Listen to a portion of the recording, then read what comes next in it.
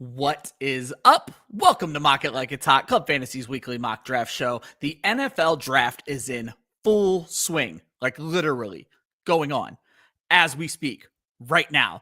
And I figured we do a weekly mock draft show. Instead of doing rookies, because we don't know where they've all landed yet, let's do a startup.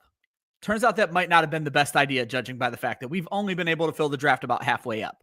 But you don't need to have a full mock in order to mock draft. We're still going to have a great time. We have a wonderful guest, friend of the show, Alec, who runs a wonderful Discord server, is here. We're going to talk Philadelphia Eagles. If you haven't been able to tell yet, big fan. But we're going to talk Philadelphia Eagles. We're going to talk the NFL draft. We're going to do some mock drafting. We'll talk about some of the players that we see go in this mock. And yeah, I think it's going to still be a great show, even though everyone's kind of busy tonight, trying to figure out where their favorite rookies are playing. Let's get into it.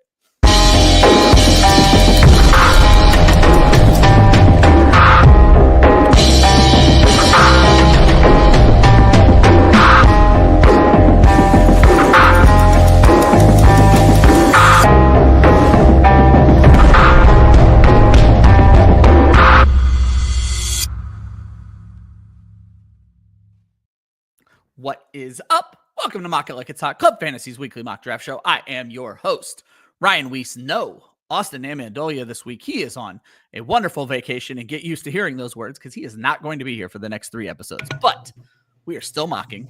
We are mocking during the NFL draft. We'll get to that in a second. But first, my guest, if you guys tuned in last year for our first ever listener league, our good friend Alec, who runs a wonderful Discord, I'll let him describe it.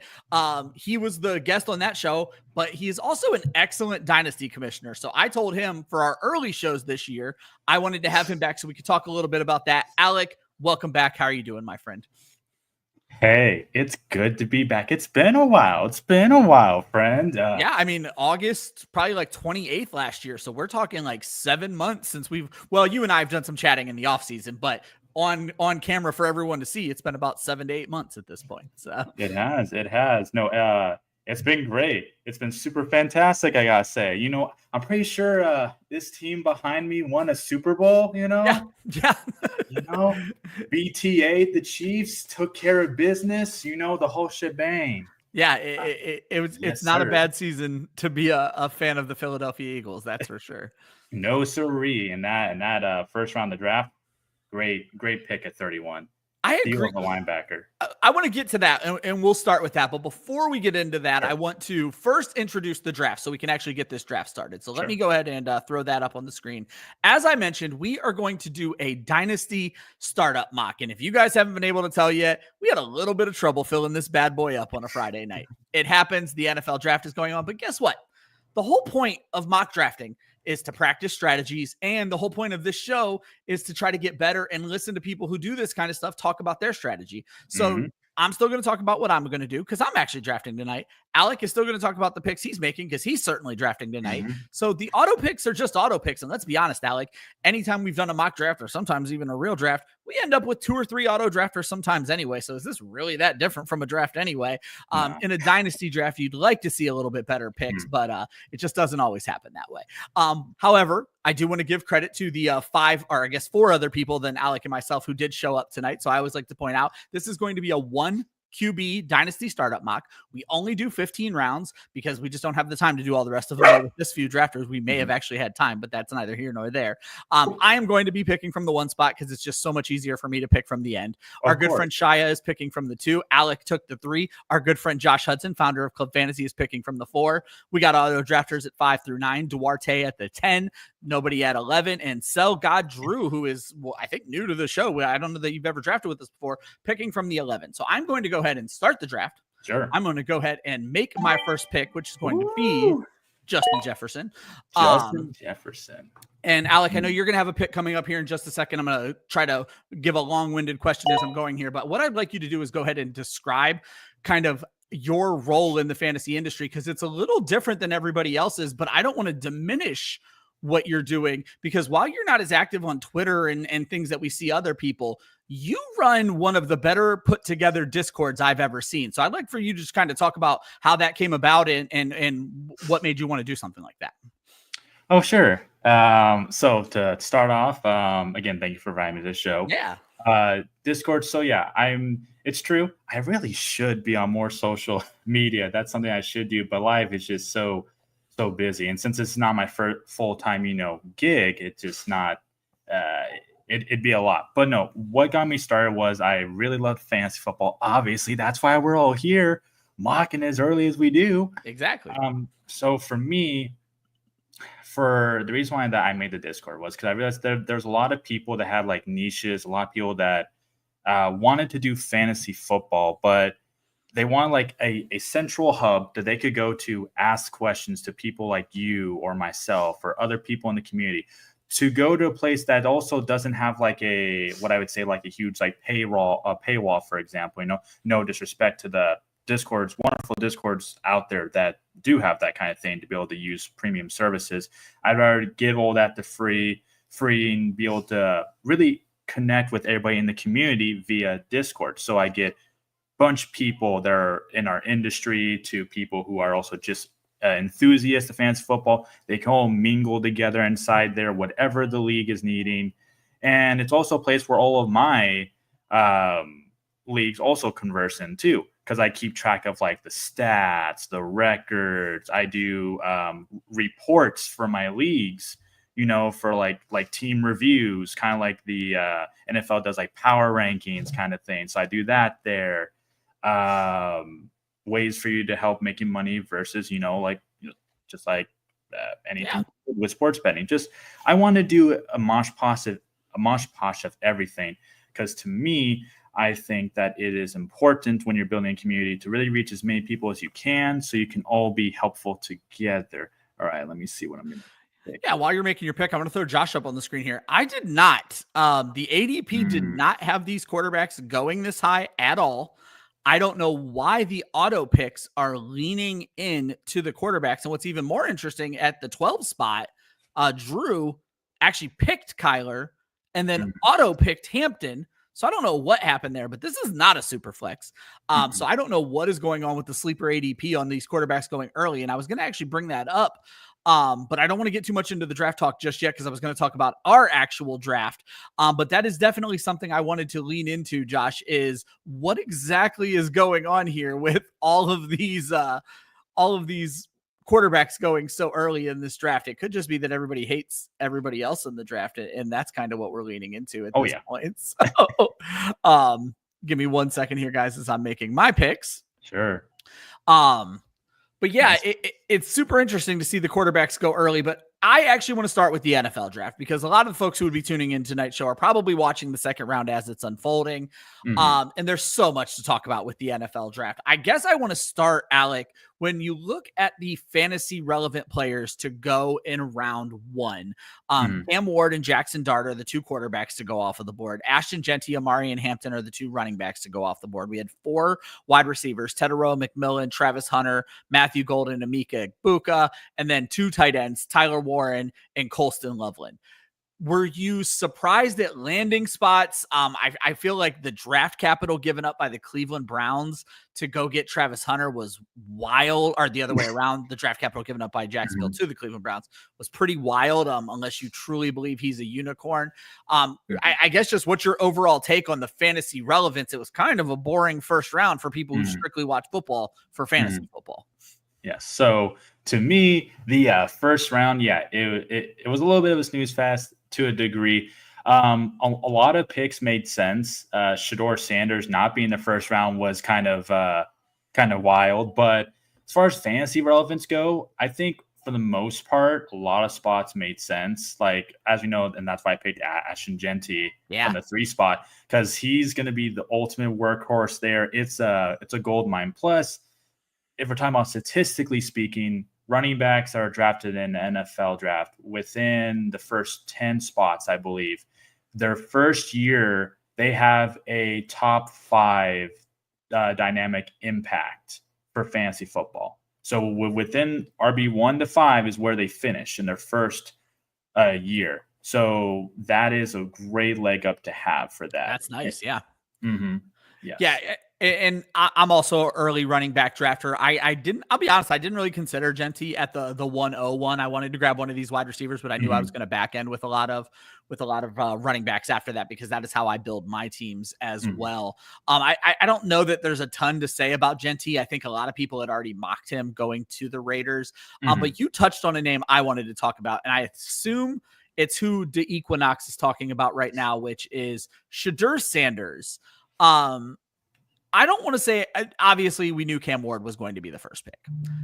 I don't think anybody was wildly surprised. It was not the easiest thing to digest, but for Jackson Dart to go over to Shedeur Sanders, it's not that wild. Tyler Shug. Oh, that is not who he was talking about. My apologies, friend. I don't know what you were talking about there. I get what you're saying. You thought he was about to go right now, and they went somebody else instead. Now I'm picking up on what you're laying down there. But Tyler Shug to the Saints over Shedeur Sanders, that one threw me off there. And I am friends with people who are huge Tyler Shug guys. What was your take pre-draft on this quarterback out of Louisville? Well, so fun fact, on a completely different show, Dynasty Pylon, we actually do stuff like this all the time. So my friend Jason would love this. I like to take a handful, about roughly 5, maybe 6 rookies, and I'll do like in-depth dive of what I think about them. And I personally wasn't too impressed with Shedeur Sanders. I thought, my honest opinion, if he goes to the Giants, terrible for fantasy value. It's great if you play an IDP because he'll get sacked a lot, because he was the most sacked quarterback coming into this draft. And I know people want to talk about, oh, well, that's a line thing. No, sacks are, for the most part, a QB stat. Because thank you. I have been preaching that on shows for years now. Yes, it is a QB stat, and anyone who doesn't believe that clearly just doesn't know enough ball, and that's okay. That's fine. That's fine, guys, if you don't, but that's why we're here to educate you. No, it mostly is, and that's why I said all the time that if you're going to get a QB who's mobile, you want to make sure he's also got quick decision-making, and I did not see quick decision-making with him when I watched a lot of his tape. I thought that, he's a great, he's overall a good prospect, but he reminds me a lot of Caleb Williams, where he takes so long in the pocket and then he gets sacked. He tries to play hero ball, and I don't like hero ball if I'm going for a quarterback. So to me, he has to go to a team that has a decent enough O-line. That way he can take his extra time, goes through his progressions and fire through. Plus, he did have a Heisman winner on his team, which, that kind of, I think, inflates his draft stock just a little bit. Yeah, and I think the things you're describing are what were definitely the knock on Shedeur Sanders is the too many sacks. Obviously, there's the baggage, if you will. I'm not as overwhelmed by the baggage as some other people were, but I guess more importantly, did you see enough out of Shug to go over Shedeur Sanders? Because Shug is an older prospect. He's 25, about to be 26. He's had 3 season-ending injuries before even coming into the NFL, and now he ends up on a team that can't keep a quarterback healthy, which is why they're in the situation that they're in right now anyway. I think that was a weird pick by the Saints. Yeah, a little bit. It makes me wonder why everybody is so low. Again, I get it. Shedeur, I get the baggage and all that, but I don't see it. I said all the time that the Saints need to focus primarily on that O-line, because they had the worst O-line last year. Keep these guys from getting hurt. Yes, exactly. And it's funny. No one realizes it. Everyone likes to talk crap about the Giants, and I get it. I do too as an Eagles fan. But no, talk. The Saints had the worst graded offensive line last year, and it's only because Derek Carr is good at avoiding sacks. Hence proving sacks are a QB stat. Like 100%. That's how I look at that. So I think the Saints, they're being the Saints, they are definitely years away from being a true contender. I think Atlanta is getting closer and closer to actually being a true contender in that division. Yeah, it's an interesting division because Tampa Bay obviously looks like they're on a up and coming route as you take Mike Evans off the board, stealing one of my guys from me. Of course. But Tampa Bay looks like they're on an up and coming route. And so then you have the Saints, as you said, on their way down, if you will. So it's an interesting division because it's a division that people can certainly, it's still up for grabs in the grand scheme of things. And you have this young quarterback in Atlanta. You have the Baker Mayfield. Let's just stick with the rookies because they went out and got Baker Mayfield another weapon. I think we talked about this on the show yesterday. I think the biggest winner of yesterday's draft may have been Baker Mayfield with the pick of Emeka Egbuka, because now Baker Mayfield has Chris Godwin, who they're saying is practicing without limitations. Mike Evans, obviously towards the tail end of his career, but he's a 1,000-yard machine. A breakout candidate in Jalen McMillan from last year, and then you add Emeka Egbuka. Well, what do you feel about Tampa Bay just loading up on offense in the draft yesterday? Man, it's great to see. Why not play into your biggest strengths? And you already have a confident 1-2 punch at running back. Bucky Irving is just a monster, and I was so glad to see him actually come out of the gate just swinging. It was great to see. So them having all those weapons, it's just going to solidify them as for fantasy relevance and also for their division's sake, as a team you really might want to consider doing stacking with. You know, stacking is a great concept on a team that has either a really good OC or a team that has players in skilled positions that, you know, hey, I could grab at least one of these wide receivers and the quarterback and I'll be fine, you know. And that's so actually, that's kind of how that's actually exactly what we talked about yesterday.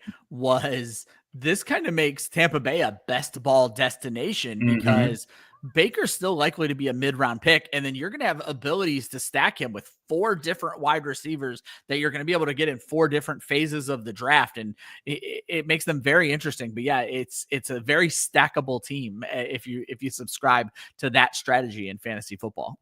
For sure. Let's go ahead and take a look at this mock draft. Yeah. I don't think anything's been absolutely too strange. If you guys have never tuned into an episode of Mock It Like It's Hot before, we are not going to talk about every team. Certainly not tonight with half of the teams being auto picks. We are not going to talk about every team. We are not going to talk about every pick, but I do like to give special attention to the first 3 rounds, Alec, because I feel like the first 3 rounds are in a startup draft very important. I do always like to throw the disclosure out in a startup draft that one of the things you're not getting in a mock draft that you are getting a lot of in a startup draft is trades. Normally, most of these teams would not be making all their own picks, because what you end up with is a bunch of people who have decided they're going to start playing for next year, and a bunch of other people who are going to try to win a championship this year, and they're trading picks back and forth, and rookie picks get moved. And so that's something that you can't really simulate in a mock draft that happens in real life. But when you look at these first 3 rounds, again, I don't think there's any major surprises. Justin Jefferson goes off at the 1-1, Chase at the 2, Genty at the 3, Lamb at the 4, Gibbs 5, Bowers 6, B-Rob 7. Quarterbacks were kind of crazy. Josh Allen, Jaden Daniels at 8 and 9, Amon-Ra St. Brown, Malik Neighbors, Kyler Murray, and then back ends Kyler Murray with the first running back off the board, or second running back off the board, rather, from the rookie class, Amarian Hampton, Lamar Jackson, Brian Thomas Jr., Puka Nacua, Trey McBride, Nico Collins, Drake London, Saquon Barkley, Marvin Harrison, Jalen Hurts, Ladd McConkey, and then I go Breece Hall and Bucky Irving to round out my picks. A.J. Brown, Devon Achane, Rashee Rice. I have to make some picks here, guys. I apologize. This is why I normally do not pick and draft at the exact same time, because it's not the easiest thing to do, but we'll see what I can make do with here. And so let me grab 2 players here that I don't hate. My draft is going to be very interesting. I'm really interested to see how this goes. But rounding out that round, Devon Achane, Rashee Rice, Jackson Smith-Njigba, Garrett Wilson, Joe Burrow, T. Higgins, Rome Odunze, Jonathan Taylor, James Cook, and Tet McMillan. So got Drew out here loading up on the rookies early on. So let's start with the question that kind of got the show started, Alec, and that was, did I accidentally set this to a super flex? And I did not. But when you get into some of these drafts and they think dynasty, even in a 1 QB dynasty, a lot of people want to grab the young quarterback so that they can set it and forget it. And so let's talk about that a little bit. In a 1 quarterback dynasty, is it ever too early to go get your guy? Obviously, you were an early quarterback drafter, but not nearly as early as some of these other teams. So no, of course not. Well, in dynasty, unlike redraft, I say if you have your guy, get your guy. However, unless this is like some breaking, like this is the most amazing guy, you know, he'll be like a QB1 guy kind of thing, I think the first round, you still kind of reserve a little bit for more of a top end running back, since they are the one position that gets hurt the most, or a top end wide receiver, depending on where you're picking from. But, if it's within the first 2 rounds, sure, get your guy if he's there. You know that it does set you up. And technically, even if it's a 1 QB league, don't be shy if you go, let's say, QB within the first 3 rounds, and then you go QB again in like round 7 or 8 or 9. I know that sounds crazy, but at the end of the day, this is dynasty. This is not just redraft. You don't know what's going to happen the following year to some of these guys. Just like how we all made fun of the Atlanta Falcons for taking Penix. Well, now look at them. Now they look kind of smart, So that's how I look at that. Ooh. No, I think that's interesting because I am typically not that. I am always the guy who is willing to wait on quarterback as long as possible. And normally we'll talk about our teams at the end of the draft. But I went Caleb Williams in the 5th because I saw all these quarterbacks going off early. And I wanted to get a hold of a rookie so I could set it and forget it. But I was able to do it 5 rounds later. Now, I'm not putting Caleb Williams on the same path as Jalen Hurts. Jalen Hurts is already kind of like an elite quarterback in this league. But the thing about that is I was able just to get it so much later and build my team up differently. And that's actually something we're going to talk about a little bit later on in the show. But I do find it interesting that you're just okay with teams taking quarterback early, as long as it's a guy worth getting. Like, I don't want to call out Sell God Drew. If you guys have never tuned into the show before, I will call people out. It's all in good fun. But is Kyler Murray really a guy you're trying to build a 1 QB dynasty around right now, Alec? I feel like he is kind of cemented himself as extremely average. No, yeah, definitely. Hey, when the new Call of Duty drops, we already know where his ass gonna be. Exactly. We already know. Like I said, it all depends on the guy. Like, for example, if I was picking from, let's say, the 1-8 or 1-9, if I saw Jaden Daniels there, I might pick Jaden Daniels just because I know what he can do, and he's so young and talented. But if it's Kyler Murray or a older-ish quarterback, who, as we know, doesn't consistently produce that elite levels of what we're looking for every year, why waste a pick there? You can build elsewhere and get QBs later, like in your strategy that you're trying to do. That's a much more effective strategy from that point of view. Yeah, and that's kind of where I stand with it. I just want to let folks know the draft is about to go off the screen. I'm going to leave it on this top half for a long while. We only do 15 rounds in this mock draft. We don't go the full 25 or 30 that some other leagues will go. The whole point of this is just really getting a feel for ADP, seeing where players are going in a dynasty time frame. I want to talk about just the rookies that went in these early picks, because there weren't a lot of them. And my question to you is actually not going to be about who did go, because you took Ashton Genty, Sell God Drew took Amarian Hampton, and Tep McMillan. I believe that's actually it for the rookies in these first 3 rounds. What I want to ask you is, should there have been more? Travion Henderson gets drafted today. Quinshon Judkins gets drafted today. We saw a couple of other first-round wide receivers. Should any of these guys been good enough to make it up into the top 3, or are you kind of good with where they're going in ADP right now? So I think the ADP is wrong. That's just what I think, because should be. You're definitely right there. But I guess ADP wasn't what I was looking for. I guess in this draft. Oh, sorry. Yeah. So that's me missing. No, that's fine. Well, I guess where I'm going with that is that most people, when they mock, they just sometimes they don't have their own lists. Like, they get really stuck on the ADP. And so look at that like that. But no, yes, I think within the first 3 to 4 rounds, especially in a dynasty league, you should be looking at mostly rookies, and then the older guys should fall back, towards the 5th or 6th round, like how I got Evans in the 6th. That's more consistent, I think, while you're on the clock deciding who you're going to pick.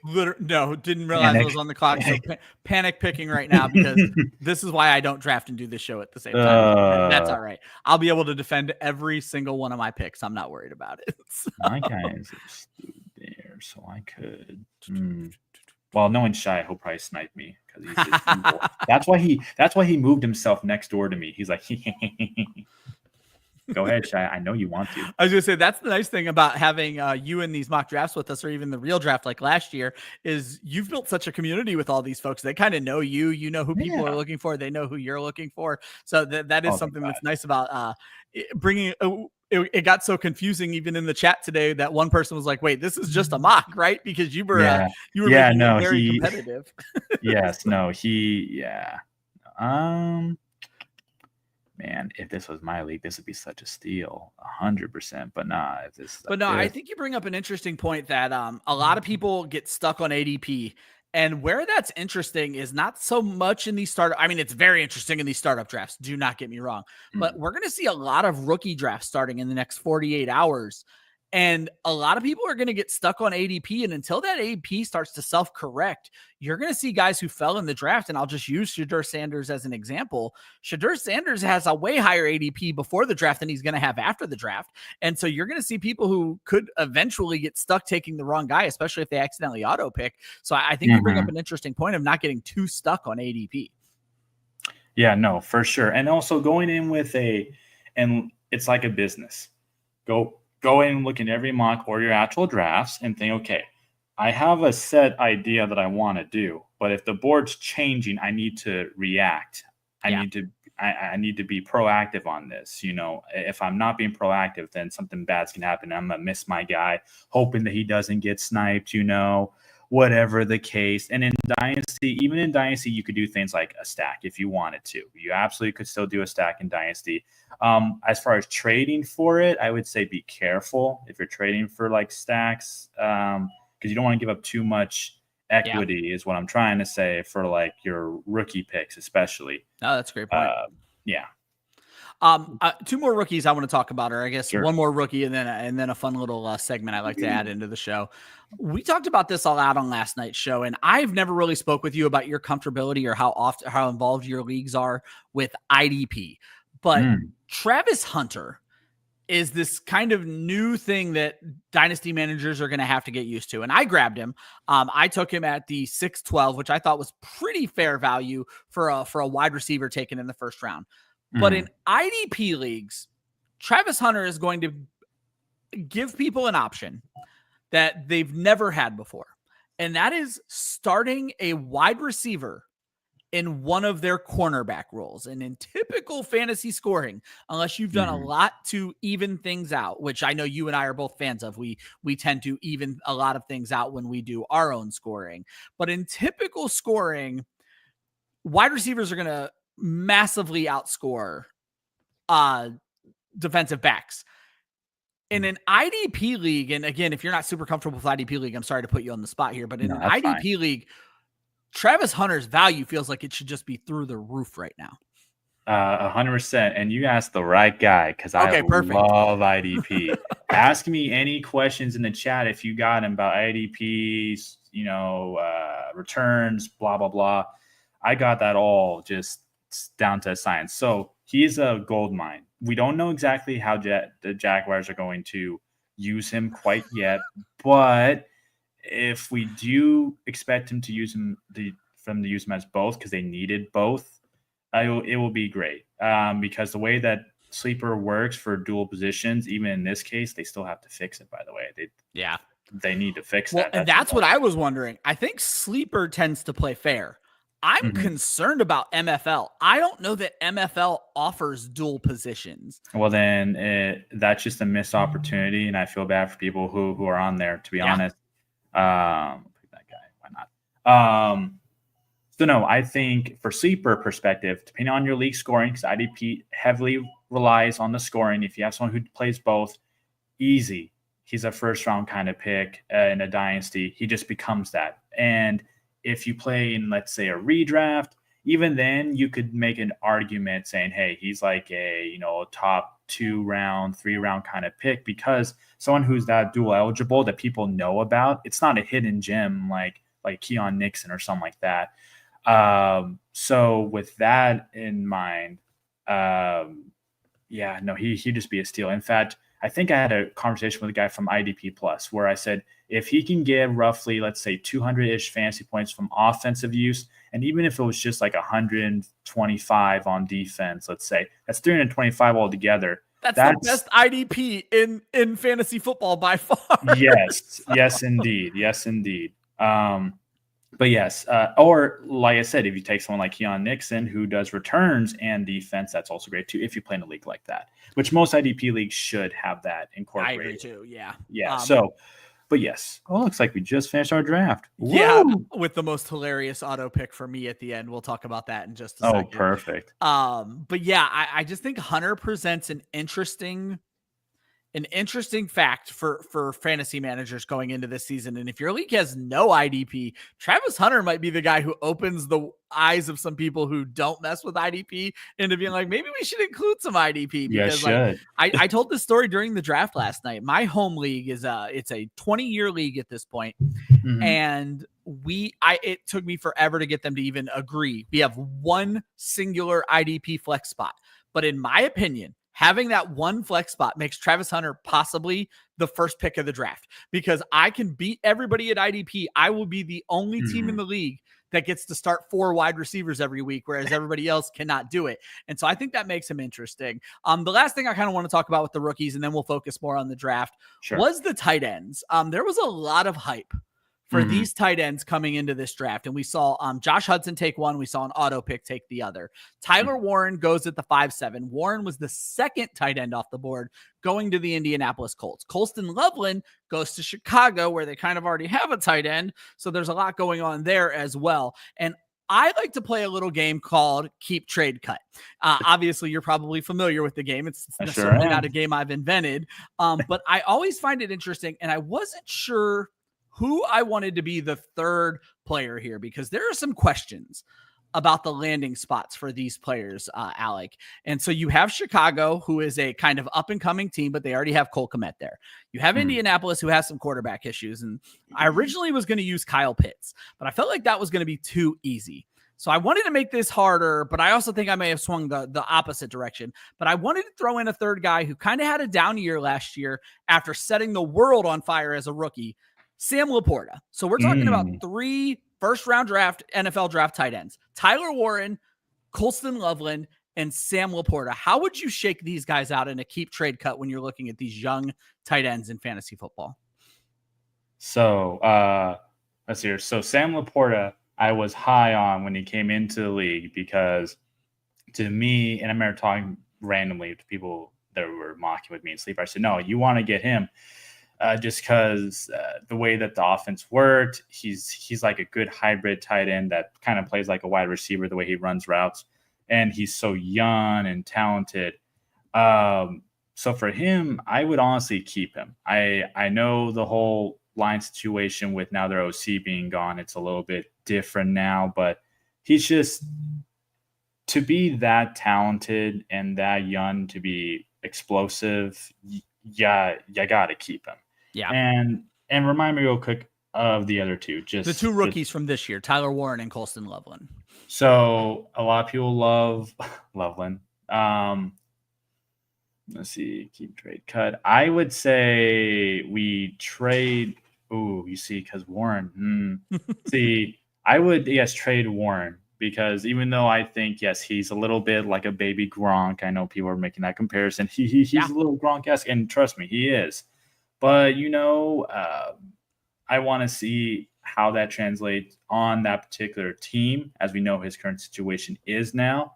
So to me, maybe he might fit better with a team that's like, for example, a team like Jacksonville, even though I know that they're doing their thing with Strange, who I picked in this draft. He would have like a literally gold mine there. He would have like a Laporta season 1 or a Brock Bowers season 1 kind of thing. So I guess I would trade him, and then I guess I'd cut the other guy. Sorry, Loveland. There's no love here today. Yeah, I would go. So I'm of an interesting, different mindset with you, because Warren ended up in Indianapolis. I am an Anthony Richardson hater. And so that is going to make Warren my cut, even though the whole world is high on him right now.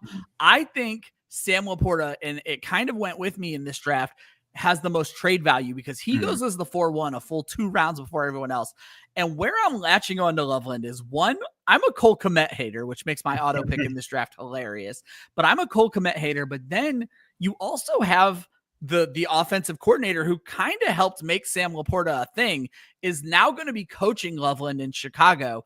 And I wonder if getting his guy at tight end is kind of a signal of a change in things to come. And we've seen such great things from Laporta, but then we also saw a fall off from Laporta. So I'm hoping to see maybe Loveland take a similar role. So in my situation, I would probably keep Loveland. I would trade Laporta. When I play these games, I always want to trade the guy with the most trade value.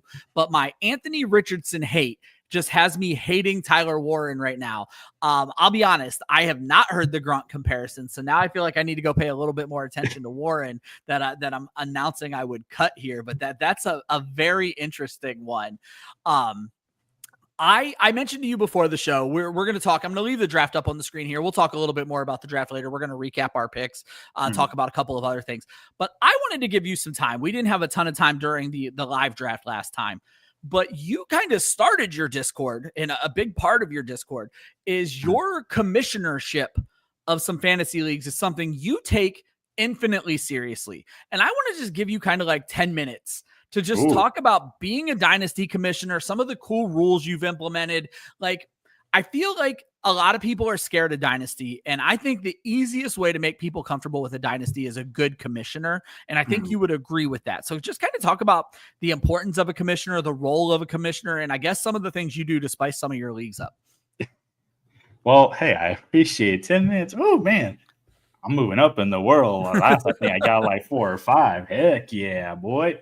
All right. So, yes, I take it very serious because I think being a commissioner is like the greatest thing in the world when it comes to fantasy football, because you get to build a foundation, build a league, and you get to have so much fun getting to know whether that's strangers or your best friends or people in our community. I mean, it's just a lot of fun. As far as what I think makes a great commissioner, truly great, that separates you from the horror stories that we hear on Reddit and this and that of people, keeping their money or making up rules as they go along. And if you want to avoid all that, you just got to look at a few things like, what's their retention, like how many people stay in their league the following years. And you can ask other league mates. In fact, what I often do and I offer before you join any of my leagues, whether it's Dynasty, Redraft, Keeper, and I spice all 3 up just because why would I make it normal? And I say, if you don't want to take my word for it, you can ask people in the league because they'll give you an unbiased opinion of what they love and what they don't love. And you can ask them any question like you asked me today. Does that seem fair to you? Would that be worth your time if you really want to get invested in something that's this expansive, this immersive, this fun? And then that's a great tool as a commissioner to really engage with people that you're wanting to recruit. Now, as far as when you're in the league, how to make it fun? Well, one, have a theme. Well, I want to jump in here real quick because that's such a great point of what you do there. You actually did the same for me when you invited me to a league. Was you kind of gave me, you opened the books for me.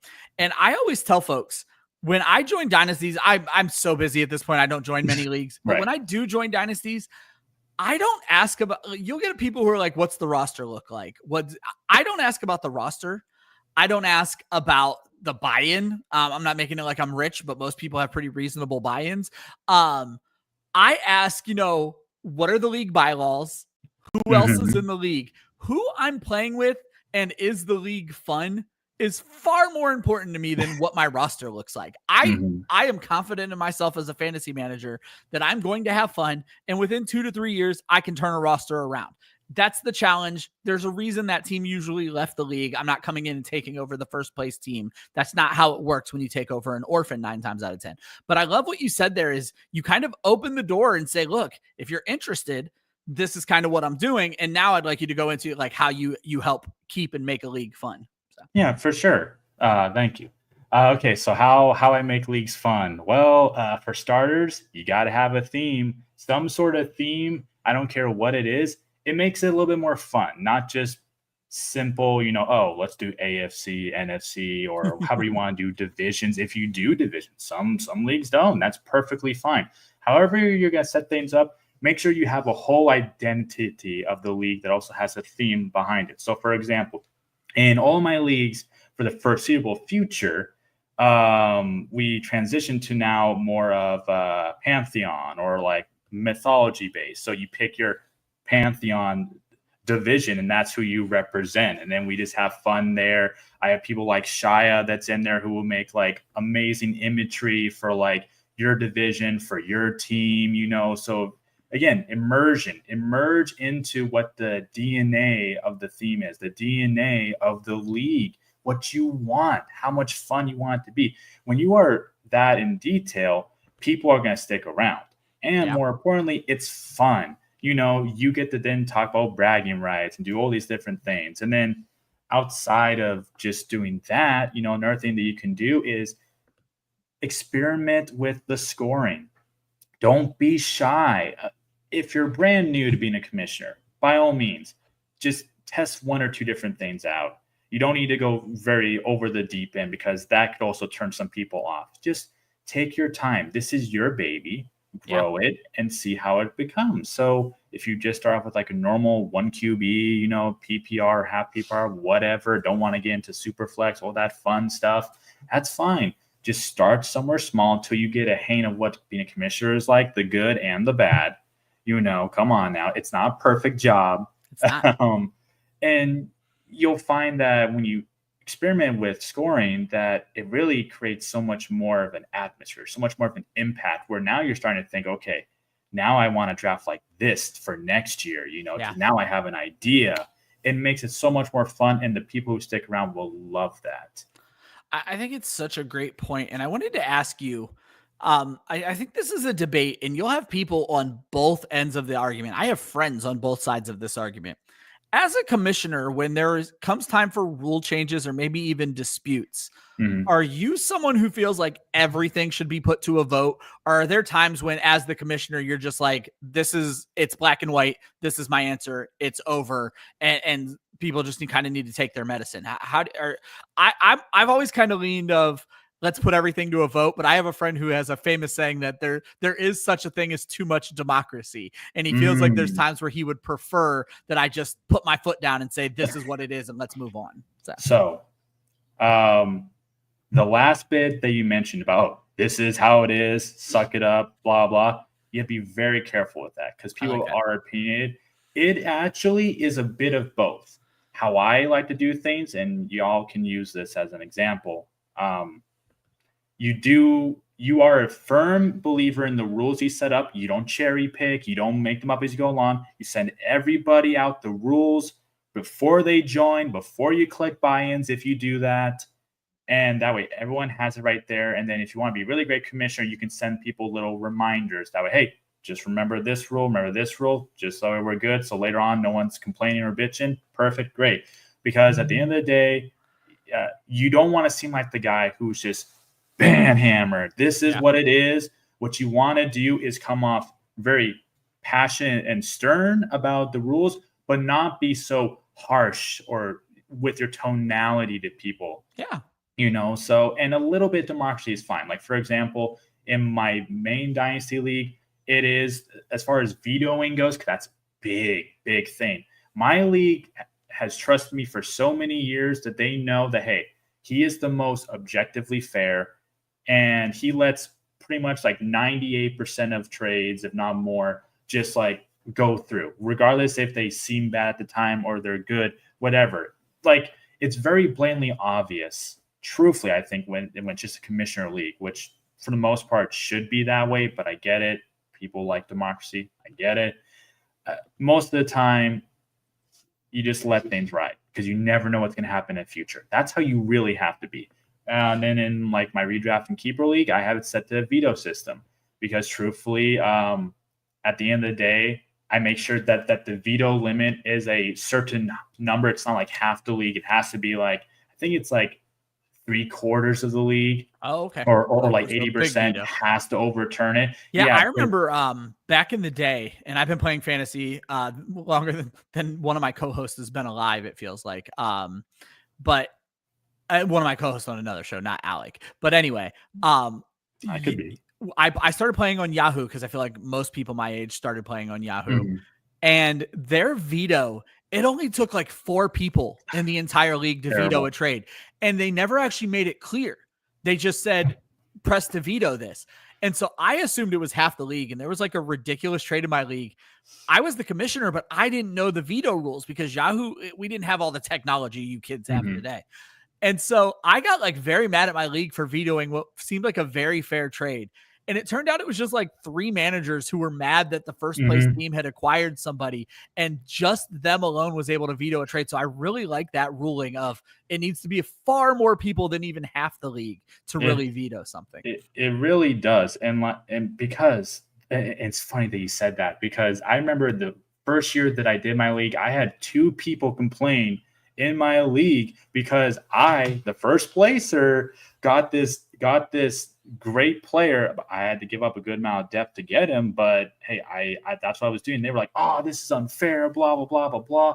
And I'm like, guys, guess what? Because it got vetoed out, guess what would have happened? That star player that I would have gotten, he actually got hurt. Shocker! Yeah. I would have lost in the playoffs. But you know what? That's the thing. So truthfully, you guys saved me. Yeah, exactly. So overall, yes, no. If you're gonna do a veto, like I said, roughly close to 80%. So if you're playing like let's say like a 12-man league, make it like 9-ish votes. 9. If you want 10, do 10. Roughly somewhere in there if doing 12-man league, because you need more than majority. Because let's be real, the problem with vetoing is some people will just see it like, nah, he's too good. Veto. Exactly. It's true. So no, at the end of the day, if you trust your commissioner and you know that he has a plethora of experience and he has accolades to back it up and he's not fool's money, he's not stealing from nobody, you should just be able to trust him. But I get it. Not every league should be set up that way. If it's just between you and best friends, I don't see why you shouldn't do that. I have the second half of the draft up for folks right now. I'm going to do things a little differently this time, Alex, since it's just the 2 of us and we did not have that many drafters today. Normally, we don't break down every team. Let's take a look at some of these teams. So let's start on the end here with Cell God Drew. I feel like half of his team was auto pick and the other half wasn't. He kept popping in and popping out. Kyler Murray, I felt like was a real pick. We kind of already picked on that pick. But when you look at this team, he definitely leaned young. Tyler Ferguson, if I remember correctly, was the 3rd or 4th tight end drafted. Definitely leaned on the rookies, went with a 2 tight end, 2 quarterback build in these first 15 picks. He also went very wide receiver heavy after taking Amari and Hampton, and then started loading up on the running backs. And in my opinion, didn't do too terribly with the running backs as you look at his picks from 11 to 15 there. When you look at a build like this that leans on the heavy wide receivers, and a quarterback who is established, he is a starter, and he's probably even a starter in a 12-team dynasty. You probably just took him a little bit too early. What are your thoughts on a build like this? Well, again, it's unfortunate that like half of his team was auto picked. Yeah, exactly. Yeah, because I don't think he would have picked 2 tight ends there. I mean, it's not a tight end premium. Yeah, that's a weird gap to take 2 tight ends, especially with Laporta, who is already young. You don't need to go Laporta and then back in with Ferguson. But if we ignore that, it's not a bad strategy. One great strategy you can do in Dynasty is something very similar to this. You get all your young studs, your good QBs, your wide receivers, and then personally, I think give 1 young running back, Spears, so that makes sense. I mean, Dabo's also. Well, he actually all the way up here had Hampton as well. Oh yeah, perfect, and even better. So you get like at least 1 young guy, and then you can focus on more like the heavy hitter running backs. Like if you're trying to build now. Yeah, that's what I found interesting about this build is he went so young, but then you have these older running backs. You have Devontae Adams and Cooper Kupp at the end. This is an interesting build. It does feel like a win now build. So it can be now if it works out for him and he wins.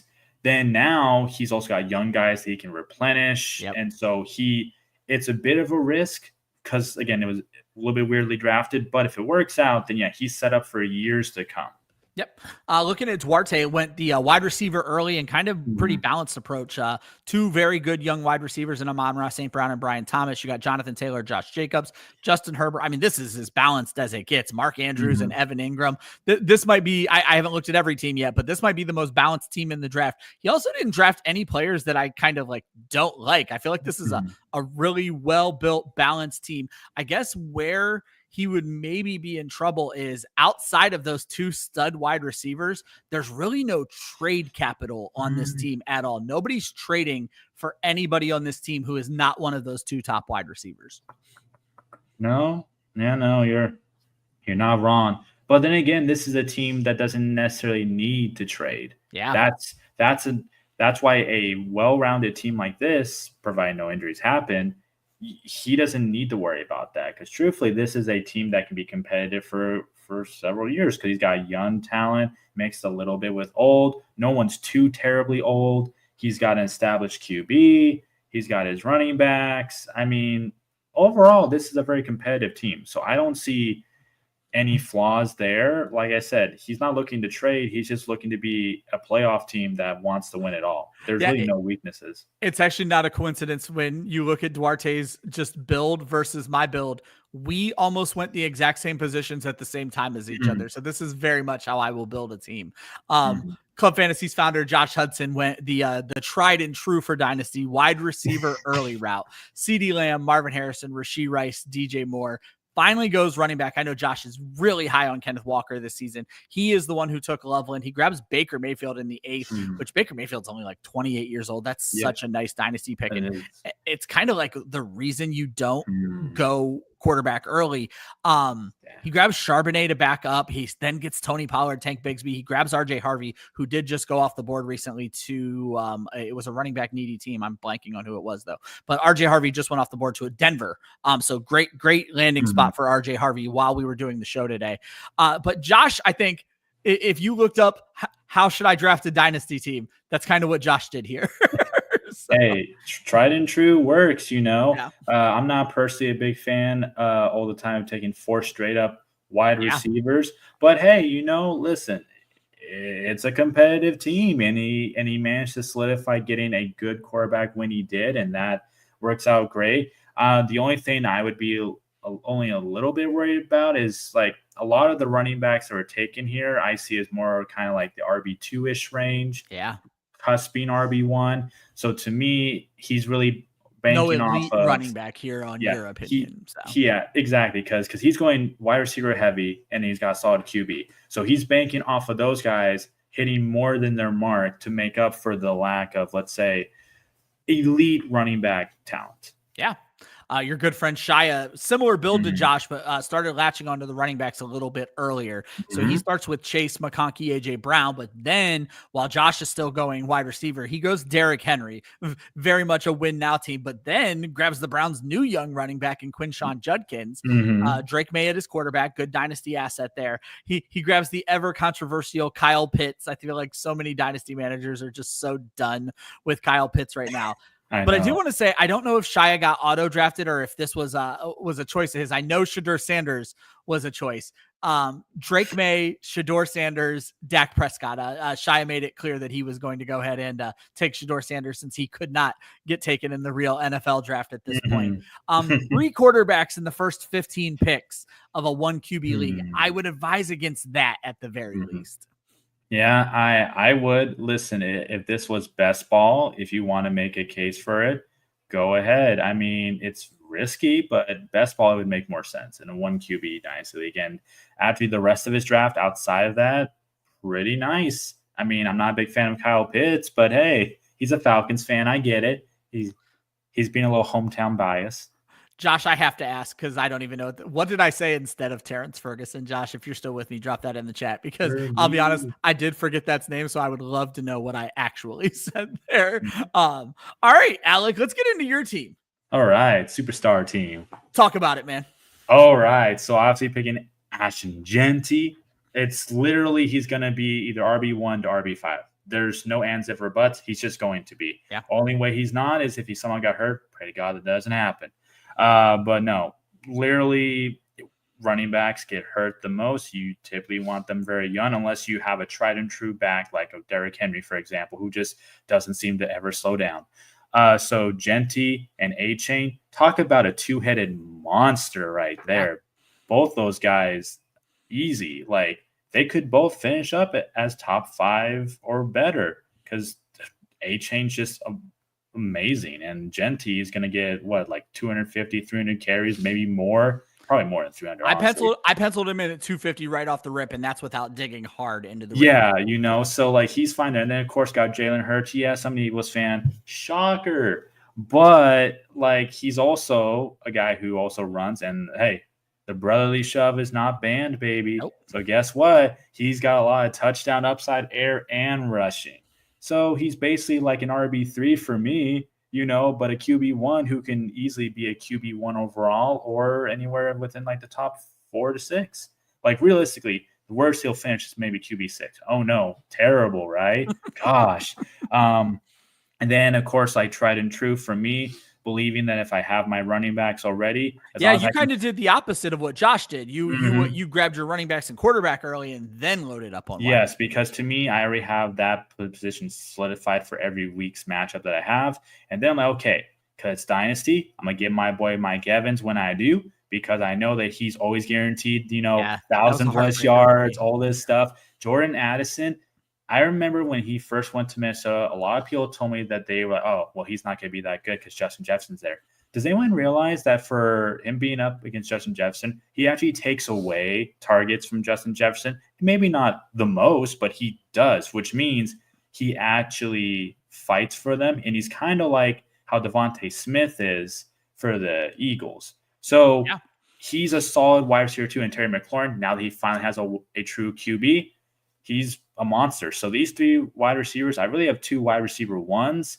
And then Jordan Addison, he's a wide receiver too, and a safe one at that at this point in time. And then I follow up with Montgomery. What's not to love? Exactly. Literally especially in that backfield.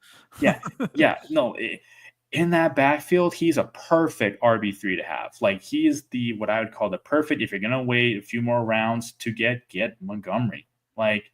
He's proven it every year he's been with the Lions, despite Gibbs being there. He is the guy that you want. And then after that, I just focus on youth. Golden, if he turns out to be what we all hope he is, finally Love has a true wide receiver 1. He'll get so many targets there. Ricky Pearsall in that. I was going to ask, do you feel like people are sleeping on Ricky Pearsall? This is a guy who had first-round draft capital last year.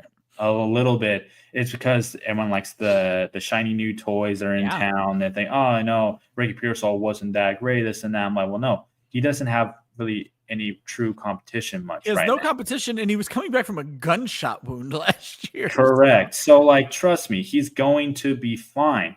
And if he ends up being their wide receiver 1, then guess what? He could be anywhere from like a fringe wide receiver 1 to a wide receiver 2, and at worst a wide receiver 3.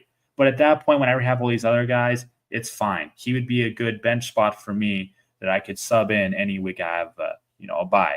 And then we got Benson. I'm a Benson believer because I know Connor's getting old, and unlike last year, he's not going to do it 2 years in a row. This draft is opening my eyes to how quickly people give up on 1-year removed rookies. Because Benson was, by some people's accounts, the best rookie running back in the draft last year. Obviously, landing spot didn't play wonderfully to his favor, but my goodness. No, it's true because people think, oh, James Conner's going to do the same thing he did last year. Guess what? The last time James Conner was super healthy like that, yes, he was amazing. Then the following year, got hurt. The year after that, got hurt. Last year, he did not. Well, at least not. He's due. He's due. He's due to at least miss at least 4 games a year. Yeah. At least 4. And when the guy is getting closer to 30, isn't he almost 30 now? Yeah, I think so. Just saying, he's hitting that age clip where now would not be a bad time to get off of him because now he's done so well. Get him for some sort of trade value that you want, just because he's going to get his production's going to get worse and worse, which means Benson is going to start to shine. Yeah. And of course, Strange. I got this strange feeling. I had to really scroll down on the ADP to find him because I was like, dude, why is everyone just forgetting about this guy? Did they not forget what Trevor Lawrence loves to do? He loves passes tight end. And this guy, in almost every week that he was in, except for one, he really balled out, especially if you're in tight end premium league. You really want to get this guy, and you can get him for a steal late in drafts. Yeah. And then Scapu, just because even though when I did my official report on him, I was like, damn, I'm not too impressed. But what I was impressed is that he's just a bulldozer. That's all he is. He's not flashy. He breaks tackles by running you over. He breaks tackles. In fact, I think he has like the second or tied for second highest for break tackle rate out of all the running backs coming out. So truthfully, he's a good later running back to take, and he's young, and he'll go. Actually, I think he got drafted. Maybe he hasn't yet. He is not. But, as far as I just looked, he had not went off the board. Okay, but he'll go to a team that I think he'll be a good complementary back to. And as long as, and if anything happens to that starting running back, he'll be a good option to have for those flex weeks if your team's like in a crunch kind of thing. So yeah, I like him. Mostly Young, and then my next pick being Bryce Young. Yeah. It's funny how after year one, everyone just turned off of him. I am a Bryce Young believer. And I'm a believer too.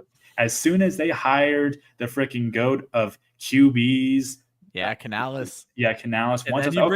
And then you bring in Tet McMillan this year in the draft. I'm excited for how that could all play out. I'm excited for him and Leggett. I liked both of them because I like their tangibles. So to me, Bryce Young's just going to get better and better and better. But people will always think, oh, it's the Panthers. They're not going to win anything. But this is fantasy. Who cares if they're winning or not? If anything, if they're not playing to like go deep in the playoffs, that could also be a good thing for you. Yeah, I mean, it worked out last year. Young, if I remember the numbers correctly, scored a touchdown in like 10 or 11 straight games, and only 2 other QBs, and they were both like top 5 QBs last year, did that. It just took him some time to find his footing after that early season benching. And so that's why I'm glad I got him later, because he'll be a perfect second QB, and I won't have to worry about QBs. I'll be fine now. And then Austin Eckler, I know he's old, but he really showed some life last year. And it's more of one of those picks where like, hey, I already have such great depth at running back. This is just a guy here to where if he does what he did last year, it's perfect. And then Malik Washington, I like Malik Washington. If you look at his tape from last year, 2 years ago from college, and then last year when he actually got a chance to play, he wins contested catches. In fact, I think he was the number 1 rated contested catcher. Yeah. What a weird way to phrase that. 2 years ago in college going into the draft. So to me, and people sleep on him. So trust me, some of these guys are later. You just got to look at their tape, and then you have to think, okay, this guy's going to bloom in some years down the road. And that's how I like the draft. I like to draft dynasty like that, where I know these guys are going to bloom later. So I have my starters and their backups, and then those like last 2 or 3 rounds, just take those throws on those guys that you loved, everyone's sleeping on because, year 1 they didn't do good.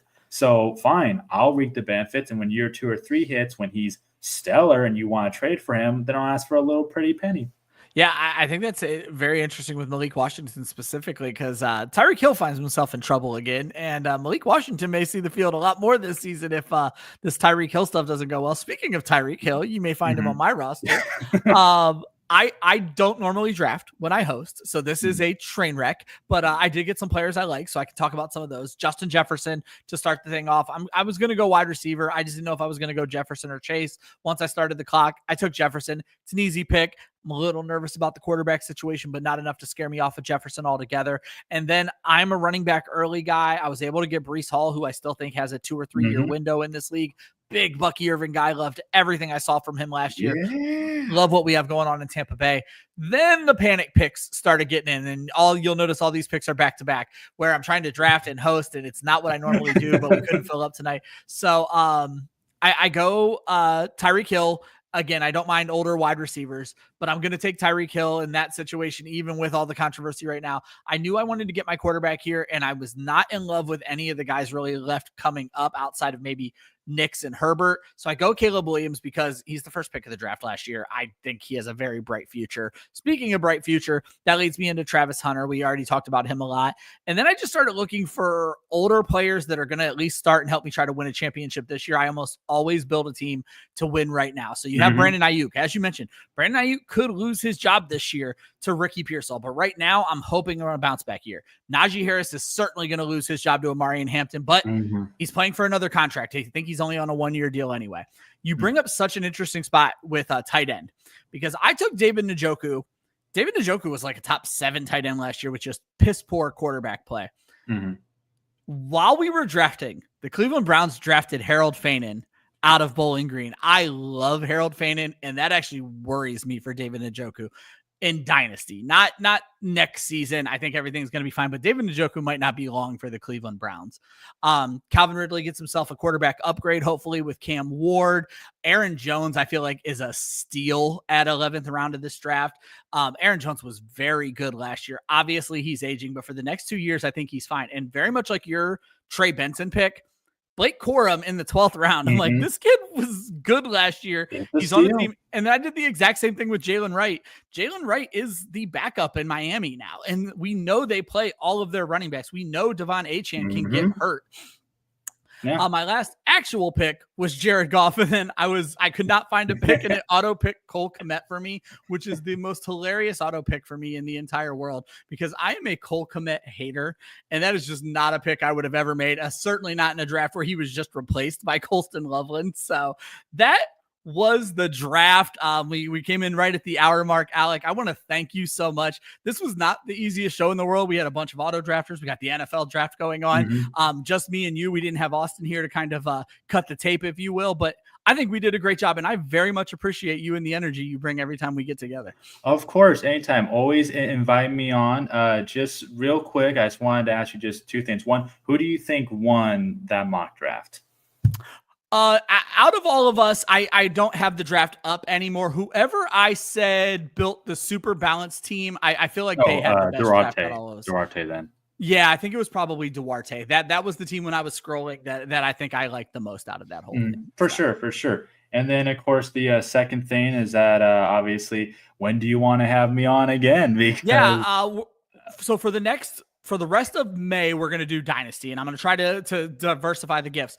We're going to start getting into redraft in June. I usually start off with the charity drafts. So definitely look out for Alec again on the show later on in the summer, probably July, August. I might even have you on for the Listener League draft again, because I know we had a great time with that last year. That would be fun. It would allow me to be able to actually do a little bit longer segment to talk about more like the commissioner stuff, or like stuff that I do. Like I said, you guys want to do rings, you guys want to make sure you do trophies or jerseys or this cool little thing I got here on, do whatever you can for your leagues. But no, if anyone has any questions, feel free to join my Discord or join obviously Club Fantasy. I can. This one's about you. I didn't even talk about ours at all. Okay. Well, then yep. I'll probably drop it in the chat or something after the live is done or something. So if people want to go back, they can join the Discord. Ask me. I'm Terry Tay Woo on there, and that's, if you don't know what that's a reference to, it's Reebok. Those like old office linebacker commercials. Have you ever seen them? Hilarious. So again, thank you for having me on the show. I would love to be able to even have you on Dynasty Pylon sometime when you have free time. I know you're a busy guy. Shoot me a DM. I never turn down guest spots for folks who have come on and been such gracious guests on my show. So if you need a co-host or a guest spot, you reach out to me and I'll definitely work with you. All right, man? Will do. All right, guys, that is going to wrap up Mock It Like It's Hot. Make sure you're liking, following, doing everything that you're supposed to do as great fans of ours here on YouTube. Hit that subscribe button. That way we go live at least twice a week right now. Every single Wednesday, we have our flagship show called No Punt Intended. We just wrapped up talking about all these rookies leading into the NFL draft. And next week is going to be our winners and losers of the NFL draft show. That is every Wednesday night at 9 p.m. And then this show will be back next Friday. We're going to jump back into the rookie mocks because we will know all of the landing spots. We are going to have Trey Daubert from Vendetta Media on the show. He put out every profile for every rookie over there at Vendetta Media. He's going to come on with us. We're going to do a rookie mock next week. It's going to be a great show. Guys, that's going to be the end of Mock It Like It's Hot this week. Always remember, defense wins championships, offense wins fantasy football, and practice makes perfect. I'll see you next week. Fly, Eagles, fly.